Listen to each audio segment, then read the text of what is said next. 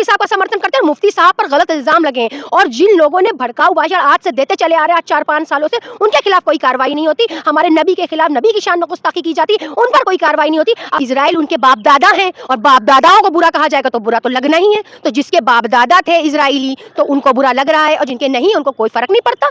अगर शुरुआत करोगे तो जवाब पाओगे, और जवाब जब मिलेगा तो करारा मिलेगा। अगर तुमको नाम नहीं पता है उन लोगों के जो भड़काऊ भाषण देते हैं, तो मैं नाम पता सहित तुम्हें एटीएस को कोरियर कर दूंगी और तुम उनके घर पहुंच जाना, तब देखेंगे कि वाकई तुम्हारे अंदर कानून है कि नहीं। दो समुदाय, समुदाय समुदाय समुदाय नहीं, सिंगल मुसलमान बोलिए ना। आप समुदाय क्यों बोल रहे हैं? कोई समुदाय मुदाय नहीं, किसी को नुकसान नहीं पहुंचाया जा रहा है, किसी को ठेस नहीं पहुंचाई जा रही है, किसी का बुरा नहीं किया जा रहा है। किया जा रहा तो सिर्फ मुसलमान का बुरा किया जा रहा है। जैसे सुरेश चौहान के जैसे लोग हैं, भौंक रहे हैं लगातार, बुरी बुरी बातें कर रहे हैं सुरेश चौहान के जैसे लोग, तो ऐसे लोगों को पुलिस का हिरासत मिलेगी? आइए फिर सामना करिए, चाहे वो हमारे उत्तर प्रदेश के मुख्यमंत्री हो, चाहे वो प्रधानमंत्री हो, चाहे गृह मंत्री हो, बैठाइए मुसलमानों को, सामना करिए, कह दीजिए कि तुम यहाँ से निकल जाओ। नमस्कार, आप देख रहे हैं नेक्स्ट टाइम्स में आपके साथ शरीफुल्लाह। मुफ्ती सलमान अजहरी को हिरासत में लिया गया है और हिरासत की वजह यही है कि उनके ऊपर आरोप है कि उन्होंने भड़काऊ भाषण दिया है।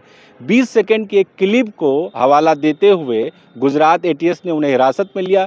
2 जगह उनके खिलाफ मामला दर्ज हुआ। हालांकि एक जगह यानी जूनागढ़ में उन्हें ज़मानत मिल गई है, लेकिन अभी कच्छ में ज़मानत नहीं मिली है। इसके बाद से पूरे देश में जो बुद्धिजीवी है या मुसलमानों में कहीं ना कहीं नाराज़गी है कि जिस तरह से अगर भड़काऊ भाषण का आधार बनाया गया है, तो देश में और भी तमाम नेता हैं जो लगातार मुसलमानों के खिलाफ जहर उगलते आ रहे हैं, लेकिन उनके खिलाफ कोई कार्रवाई नहीं है। इस मुद्दे पर बातचीत करने के लिए हमारे साथ मौजूद हैं सैयद उज़्मा परवीन। इनसे बातचीत करेंगे कि आखिर पूरा मामले को किस तरह से देखती हैं देश में, जहां एक तरफ लगातार मुसलमानों को टारगेट किया जा रहा है, वहीं दूसरी तरफ अगर किसी और संदर्भ में, यानी वो जो वीडियो है वो फ़िलिस्तीन और इजराइल के संदर्भ में कही गई थी, उसको यहां आधार बनाकर उन्हें हिरासत में ले लिया गया है। किस तरह से आप देखती हैं कि जो मुफ्ती अजहरी का हिरासत में लिया गया है और जिस तरह से उन्हें कहा गया कि भड़काऊ भाषण की वजह से 2 समुदाय के बीच में तनाव पैदा हो रहा था, किस तरह से देखती हैं आप इसको? देखिए, मुफ्ती अज़हर साहब इस वक्त अभी भी एक केस में हैं, तो ये जानबूझकर उनके खिलाफ जानबूझकर एक साजिश है। अभी भी उनको कच्छ में ज़मानत अभी नहीं मिली है, अभी भी वो बरी नहीं हुए हैं।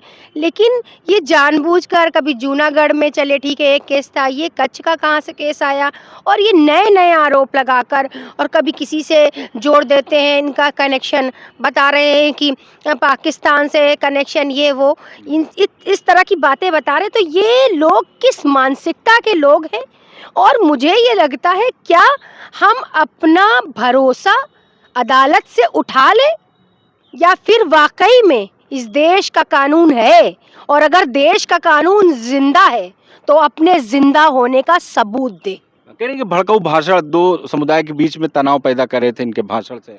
देखिए, 2 समुदाय, समुदाय समुदाय समुदाय नहीं, सिंगल मुसलमान बोलिए ना। आप समुदाय क्यों बोल रहे हैं? कोई समुदाय मुदाय नहीं, किसी को नुकसान नहीं पहुंचाया जा रहा है, किसी को ठेस नहीं पहुंचाई जा रही है, किसी का बुरा नहीं किया जा रहा है। किया जा रहा तो सिर्फ मुसलमान का बुरा किया जा रहा है।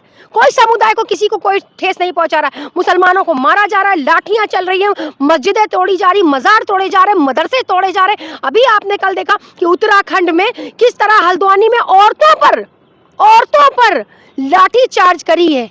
अरे शर्म करो, राम राज मर्यादा पुरुषोत्तम इस तरह के नाम लेकर और औरतों पर इस तरह की लाठी चार्ज करते हो। अरे शर्म आनी चाहिए तुमको। तुम राम राज बताते हो, ये होता है राम राज की औरतों को मारो। अरे ये वही औरत है जिनके पेट से तुम जन्मे हो, जिनके पेट से तुम जन्म लेके प्रधानमंत्री बने हो, जिनके पेट से तुम जन्म लेके मुख्यमंत्री बने हो, जिनके पेट से तुम जन्म लेकर आज गृह मंत्री बने हो। औरत होती है, चाहे वो किसी भी धर्म की हो, और औरत की बेइज्जती, औरत की इज्जत उछालना, ये शोभा नहीं देता है आपको। अगर आप औरत की इज्जत नहीं करना जानते, औरत का सम्मान नहीं करना जानते, तो आपको इस कुर्सी पर बैठने का भी अधिकार नहीं है, मोदी जी। अच्छा, मुफ्ती अजहरी की गिरफ्तारी को इस तरह देखते हैं, जिस तरह से बताया जा रहा है कि भाषण उन्होंने दिया, भड़काऊ भाषण था, उसमें जो शेर पड़ा, कुत्ते का लफ्ज़ था, कुत्ता उन्होंने इस्तेमाल किया, इसको किस तरह से देख रहे हैं? कहीं दूसरी तरफ भी तो तमाम लोग हैं जो भाषण लगातार मुसलमानों के खिलाफ जहर उगल रहे हैं, लेकिन उनके खिलाफ कोई कार्रवाई नहीं होती है। देखिए, जानबूझकर उनको निशाना बनाया गया, उनका मकसद जो था वो दूसरा था। और जो अपने आप को समझ रहे हैं जो लोग, वो ठीक है, होंगे, हो सकता है वो चिल्ला चिल्ला के भौंक रहे हो जो लोग। अब जैसे सुरेश चौहान के जैसे लोग हैं, भौंक रहे हैं, लगातार बुरी बुरी बातें कर रहे हैं सुरेश चौहान के जैसे लोग, तो ऐसे लोगों को पुलिस कब हिरासत में लेगी? ऐसे लोगों को पुलिस कब एटीएस इनको पकड़ेगी? टी राजा का नाम तो सुना होगा ना। मैं टी राजा को कहना चाह रही हूँ, इस इंसान को, इस आतंकवादी जो लोग बैठे हैं आतंक फैला रहे देश के अंदर, उनको पुलिस कब हिरासत में लेगी? एटीएस उनके घर कब जाएगी? क्या सिर्फ एक दोहरा चरित्र मुसलमानों के साथ निभाया जा रहा है? अरे बताइए, आइए फिर सामना करिए, चाहे वो हमारे उत्तर प्रदेश के मुख्यमंत्री हो, चाहे वो प्रधानमंत्री हो, चाहे गृह मंत्री हो, बैठाइए मुसलमानों को, सामना करिए, कह दीजिए कि तुम यहाँ से निकल जाओ, साफ बात बोलिए, तो फिर फैसला मैदान में होगा ना। फिर से एक आजादी की लड़ाई लड़ी जाएगी, फिर से इस हिंदुस्तान में एक आजादी की लड़ाई, क्योंकि हमें लगता है हम आजाद नहीं है। तो हमारा मुफ्ती सलमान अजहरी की तरह आपके ऊपर भी एफआईआर हो सकती है, आप भी भड़का रही हैं। देखिए, कोई भड़काने, सच बात कहना कोई गलत नहीं है, और मैं अपने संवैधानिक रूप से, अपने संवैधानिक हक से हर बात बोलती हूँ, और ये संविधान ने मुझे हक दिया है कि अगर कुछ गलत हो रहा हो तो आप बोलिए और आप आवाज समर्थन करती हैं। बिल्कुल मुफ्ती साहब का समर्थन करते हैं। मुफ्ती साहब पर गलत इल्जाम लगे हैं, और जिन लोगों ने भड़काऊ भाषण आज से देते चले आ रहे हैं, 4-5 सालों से, उनके खिलाफ कोई कार्रवाई नहीं होती। हमारे नबी के खिलाफ, नबी की शान में गुस्ताखी की जाती, उन पर कोई कार्रवाई नहीं होती। अभी वो 9 फरवरी को अजमेर चलो, ये भाषण वो दे रहे हैं, नारा लगा रहे हैं और बता रहे हैं कि अजमेर शरीफ की दरगाह उनकी है, मंदिर उनका है। ये कौन लड़ाई की जंग छेड़ रहा है? किसकी तरफ से शुरुआत हो रही है? अगर शुरुआत करोगे तो जवाब पाओगे, और जवाब जब मिलेगा तो करारा मिलेगा। क्या लग रहा है, मुसलमान होने की वजह से ही मुफ्ती सलमान अजहरी के ऊपर इल्जाम लगाया जा रहा है? चूंकि और भी लोग हैं, अभी संसद में जिस तरह रमेश बिदोड़ी ने दानिश अली को क्या क्या नहीं कहा, उनके ऊपर कोई कार्रवाई नहीं होती है। तो ये लोग कहते नहीं, मुल्ले काटे जाएंगे, मुल्ले और मुल्ला किस तरह के गंदे गंदे लफ्ज इस्तेमाल करते हैं, गाली देते हैं मौलानाओं को, और इस लफ्ज को कहते हैं कि मैं उस लफ्ज को इस्तेमाल भी नहीं कर सकती हूँ जिन लफ्जों का ये लोग इस्तेमाल करते हैं। तो इन लोग, ये एक तरह के पेड लोग हैं, इनको पैसे दिए जाते हैं, चाहो मुसलमानों के खिलाफ गालियां दो, उनको अपशब्द बोलो। अरे मुसलमान कहाँ तक सब्र करेगा? कितना सब्र कर लें हम? कितनी बार ये सोचते हैं कि ठीक है अब सब्र कर लें। हमारा एक सब्र का भी पैमाना है, और जिस दिन ये पैमाना छलक गया उस दिन कोई बचा नहीं पाएगा फिर किसी चीज को। तो देश में शांति का माहौल रहने दीजिए। सिर्फ एक समुदाय की जिम्मेदारी नहीं कि वो शांति का माहौल बनाए रखे, सभी सर्व समुदाय की जिम्मेदारी कि उस शांति का माहौल बनाए रखे, देश में अमन रखे, देश में सुकून रखे, देश को रोजगार दीजिए, शिक्षा दीजिए, चिकित्सा दीजिए, देश को नफरत मत दीजिए। और देश को सिर्फ नफरत बांटने का काम करें, नफरत परोसने का काम कर रहे हैं, और ये नफरत परोस रहे हैं। लेकिन लोग ये भी सवाल करें, जो उनके समर्थन में कह रहे हैं कि भाई ये वीडियो जो वायरल की जा रही है वो कहीं ना कहीं फिलिस्तीन और इजराइल के संदर्भ में बात कर रहे थे। यहाँ के लोग जो है, जिन्होंने मामला दर्ज कराया, उनको क्यों बुरा लग गया फिर? क्योंकि वो इजराइल के सपोर्टर है, वो इसलिए उनको बुरा लग गया। इजराइल उनके अब्बा है ना, इजराइल उनके बाप दादा हैं, और बाप दादाओं को बुरा कहा जाएगा तो बुरा तो लगना ही है। तो जिसके बाप दादा थे इजराइली तो उनको बुरा लग रहा है, और जिनके नहीं उनको कोई फर्क नहीं पड़ता।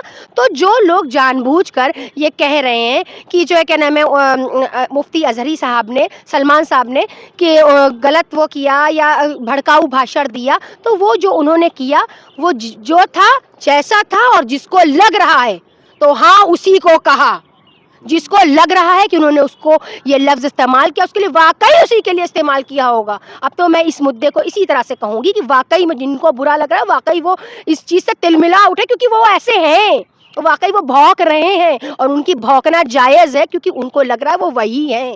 एक चीज़ और बताएं कि जिस तरह से पिछले कुछ दिनों से देखा जा रहा है कि कहीं ना कहीं जो मुस्लिम नौजवान थे, जो लीडरशिप में आगे जा रहे थे, उनको जेल में डाला गया है। अब मुसलमानों के जो रहनुमा है, जो उलमा है, उनको जेल में डाला जाए। क्या पूरी तरह से मुसलमानों की लीडरशिप ख़त्म करने की कोशिश जा रही है? चूँकि मुफ्ती सलमान अजहरी के तमाम फ़ैन फॉलोइंग हैं, लोग उनको सुनते हैं, उनकी मानते हैं, क्या यही वजह है कि उनके पीछे अब सरकार पड़ गई है? देखिए, मैं इतना कहना चाहती हूँ, हिंदुस्तान का मुसलमान है और हिंदुस्तान ही में मरेगा और हिंदुस्तान ही में रहेगा। और अगर ज़्यादा आप लोगों को लग रहा है तो हिंदुस्तान ही में रह के हिंदुस्तान में बता दीजिए कि मुसलमान किस ओर जाएं, तमाम ही लोग। और आप किस ओर जाएंगे। ये यहाँ रहकर फैसला, ये रोज रोज के मारने मराने से अच्छा है कि आप लोग एक बार फैसला करिए, क्योंकि अब मुसलमान ये ज्यादती सह नहीं पाएगा, ये जुल्म सह नहीं पाएगा। कल अपनी माँ बहनों को पिटते देखकर हम नहीं सह पाएंगे। अगर जब दलित नहीं सह पाता, अपने उनके साथ कितनी ज्यादती हुई, आज से कुछ साल पहले किस तरह उनको पानी से रोका जाता था, उनको कुएं तक नहीं जाने दिया जाता था, पर उन्होंने अपने हक की लड़ाई लड़ी ना। आज मुसलमान भी अपने हक की लड़ाई लड़ेगा और वो जीतेगा। और हम अपने संविधान अपने साथ रखते हैं, क्योंकि देश में हमारा संविधान बाकी रहेगा। उसी की लड़ाई है, उसी को बचाने की लड़ाई है, क्योंकि संविधान ये कहता है कि सर्व समुदाय, सारे ही समुदाय की इज्जत करो, सबको बराबरी से देखो। और अगर हमारे संविधान ने कह दिया तो संवैधानिक हक से हम ये हक की लड़ाई लड़ेंगे और हम दिखा देंगे कि हम कमजोर नहीं हैं। आखिरी सवाल होगा कि जब से उनको हिरासत में लिया गया है, कहीं ना कहीं मीडिया में अभी से लोग जज बन गए हैं, फैसला सुना रहे हैं, और किस तरह से उनको भड़काऊ भाईजान और आतंकवादी तक भी कहा जा रहा है, तो इसको किस तरह से देखती हैं कि तुरंत एक नैरेटिव फैला दिया जाता है, कोई भी मुसलमान अगर उसके ऊपर आरोप भी लगता है तो उसको तुरंत मैं ये जानती हूँ कि जो उलमाओं की, बड़ों की, संतों की, जो बड़े हैं अपने बुजुर्गों की इज्जत नहीं करते, उनको बादशाहत उनको नहीं मिलती है, बल्कि बादशाहत उनसे छिन जाती है। और ये ऐसे लोग हैं, ये बादशाह बने बैठे हैं, ये लोकतंत्र नहीं चला रहे, ये बादशाहत चला रहे। लोकतंत्र की तो उन्होंने हत्या कर दी है। ये लोकतंत्र के रखवाले नहीं, ये लोकतंत्र को मारने वाले लोग हैं। ये संविधान को जानते ही नहीं है, संविधान को नहीं पढ़ते, ये अपने कानून चलाते हैं, ये बुलडोजर चलाते हैं। कानून क्या कहता है और बुलडोजर जाकर पहले चल जाता है। तारीख बाद में आती है, बुलडोजर पहले आता है। तो ये बुलडोजर के नाम पे जो डराना शुरू करा है ना, ये बुलडोजर से डरते नहीं हैं हम। एक नहीं 1000 बुलडोजर चलाओ, लेकिन मेरे हौसले कम नहीं होंगे। और बता देना चाहती हूँ आपके चैनल के माध्यम से, संविधान ने हमको हक दिया है अपने हक की लड़ाई लड़ने का, और हक की लड़ाई लड़ेंगे और हक लेंगे, और किसी की हिम्मत नहीं है कि हमें हक की लड़ाई लड़ने से रोक ले। सैयद उज़्मा परवीन मुफ्ती सलमान अज़हरी के समर्थन में है, खुला समर्थन? बिल्कुल खुला समर्थन है, और हमारे उल्मा को बाइज्जत बरी होना चाहिए, और इस तरह के आरोप लगाने से लोगों को बचना चाहिए। और एटीएस को मैं आपके चैनल के माध्यम से एटीएस को एक संदेश देना चाहती हूँ, अगर तुमको नाम नहीं पता है उन लोगों के जो भड़काऊ भाषण देते हैं, तो मैं नाम पता सहित तुम्हें एटीएस को कोरियर कर दूंगी, और तुम उनके घर पहुंच जाना, तब देखेंगे कि वाकई तुम्हारे अंदर कानून है कि नहीं है, बाकी तुम्हारे अंदर इंसाफ है कि नहीं है। तुम पार्शियलिटी करते हो, और पार्शियलिटी करके मुसलमानों को एक तरफा खड़ा कर देते हो मुजरिम बनाकर। ये गलती है और ये गलत नहीं होने देंगे। हम अपने समुदाय को झुकने नहीं देंगे, हम अपने समुदाय को मार खाने नहीं देंगे, हम अपने समुदाय को जलील नहीं होने देंगे। आज लड़ाई है हमारे समुदाय की, हमारे मुस्लिम समुदाय की। जिस तरह दलित लड़ा था अपने लिए, आज मुसलमान भी अपने लिए लड़ेगा। शुक्रिया।